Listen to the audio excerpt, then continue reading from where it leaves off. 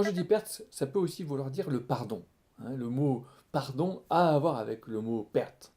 Euh, ou donner contre perdre, c'est aussi de cette manière, il y a perdre au sens quand on perd au jeu, mais aussi perdre au sens de donner complètement, de se dépouiller soi-même de tout. C'est important parce que on est dans une société d'accumulation, dans une société dans laquelle on cherche à garder, on cherche à retenir. Et il y a, du coup, nous manquons sans doute quelque chose qui est très important dans la sagesse de tous les temps, qui est l'idée de détachement.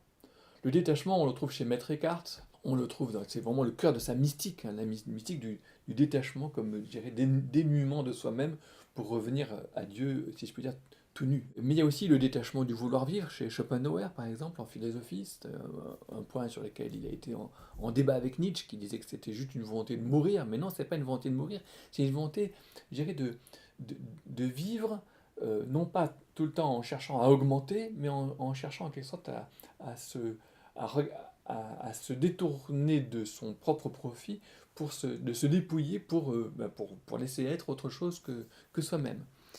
Mais plus profondément que ça, peut-être, nous manquons avec ce monde, je dirais, dans lequel on refuse de perdre, nous manquons la notion de dépense. La notion de dépense, c'est le philosophe, qu'on peut appeler poète, Georges Bataille, qui avait beaucoup écrit là-dessus.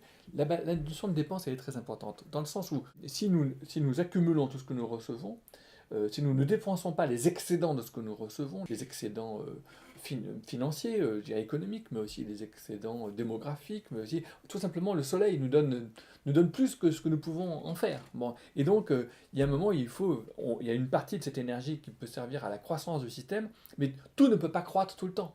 Il y a un moment où justement, il faut dépenser.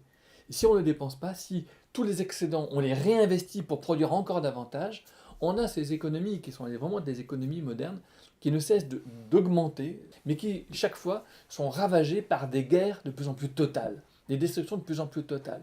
Les sociétés de jadis, dit Georges Bataille, étaient équilibrées relativement les ressources et les dépenses. Et quand il y avait trop de ressources, eh ben on les dépensait. S'il y avait un excédent démographique, on allait attaquer la tribu voisine, on perdait quelques garçons et ça rétablissait les équilibres démographiques. Enfin, en gros, c'est sa conception. Évidemment, c'est tout à fait pénible pour ceux qui meurent au combat.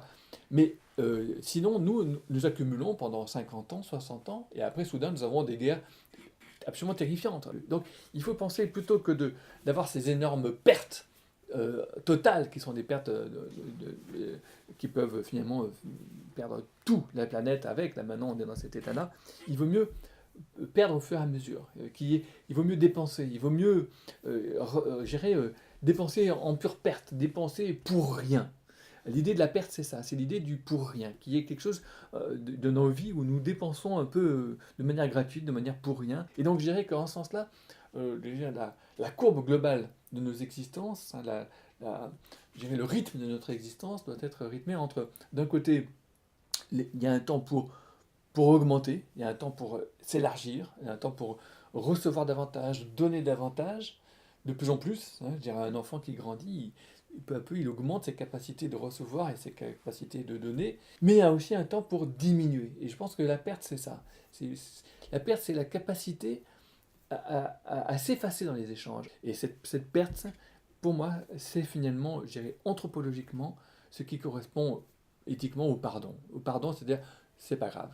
C'est pas grave, je passe par pertes et profits en quelque sorte, tout cela. C'est pas seulement, le pardon en ce sens-là, c'est pas seulement se détacher du mal, c'est-à-dire renoncer à se venger, renoncer à demander la rétribution du mal qui m'a été fait, mais c'est même aussi se détacher du bien, du bon, accepter que le bon il est fini, que le bon il y a une finitude dans la vie et qu'il y a une limite au bon aussi.